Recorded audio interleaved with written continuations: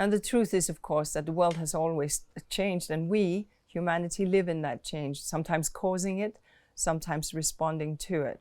We invent things that are amazingly powerful. They can be destructive, or they can be a source for good.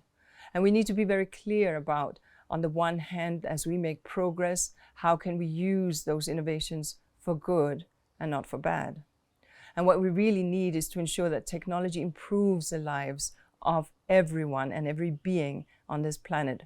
At the same time, of course, helps conserve nature that has sustained life at all times since time immemorial. And so today's celebration of World Wildlife Day, where we seek to create this balance by focusing on digital innovation and conservation of wildlife, is very important. Because digital technologies create huge opportunities for conservation. We know this, from remote sensing that identifies encroachment on protected areas, to in situ data that tracks feeding and reproductive behavior.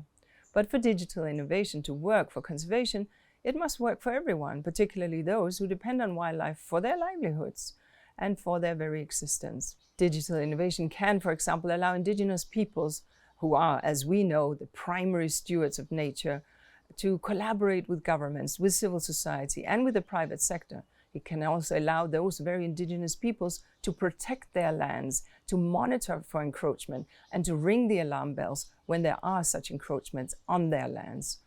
To make true inclusivity a reality, however, we need to close the digital divide and ensure that new technologies, such as AI, do not intensify existing biases.